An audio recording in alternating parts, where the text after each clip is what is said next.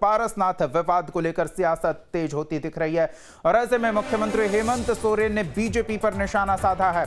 पारसनाथ विवाद को लेकर सीएम सोरेन की प्रतिक्रिया आई है। बीजेपी पर हमलावर दिखे हैं मुख्यमंत्री हेमंत सोरेन। उन्होंने कहा है कि भारत सरकार के गजट के बाद यह विषय सामने आया है। तो पारसनाथ को लेकर छिड़ा विवाद गहराता जा रहा है। मुख्यमंत्री हेमंत सोरेन ने इस मुद्दे को लेकर बीजेपी पर निशाना साधा और कहा, भारत सरकार के गजट के बाद सामने आया है विषय। राज्य सरकार ने इस विषय पर कोई निर्णय नहीं लिया है। बीजेपी ने भी प्रदेश सरकार पर पलटवार किया।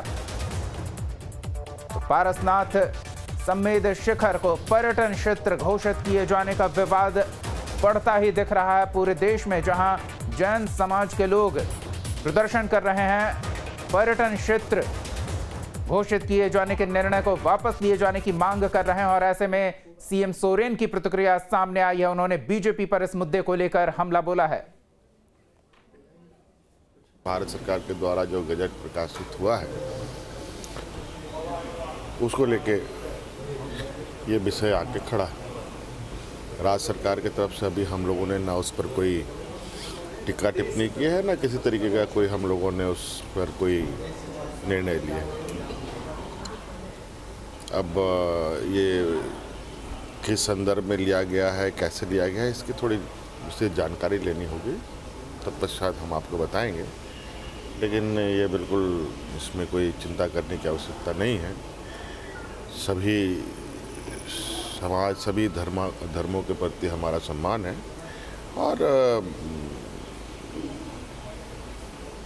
जो इनके सवाल है, इन सवाल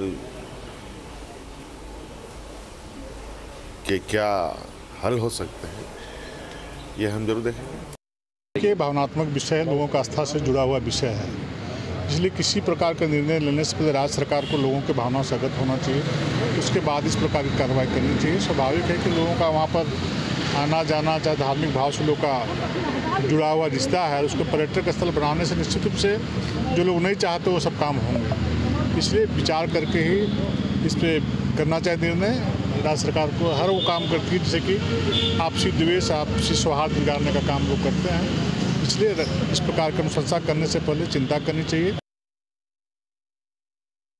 भारतीय जनता पार्टी की सरकार ने उसको तीर्थ स्थल घोषित किया था और केंद्र सरकार ने उसको इको सेंसिटिव जोन करके और उसको संरक्षण की बात कही थी। लेकिन इस सरकार ने तो उसको पर्यटन स्थल घोषित किया है और उसका ठिकरा वो भारतीय जनता पार्टी पर फोड़ना चाहते हैं। जो एक बिल्कुल निराधार है, गलत है। उनके सारे दस्तावेज हैं। उन्होंने पिछले साल फरवरी में संकल्प जारी करके, नोटिफिकेशन जारी करके उन्होंने इसे पर्यटन क्षेत्र घोषित किया है और वो जो बता रहे हैं वो जनता को गलत बता रहे हैं। उनको अपनी गलती पर पश्चाताप करना चाहिए।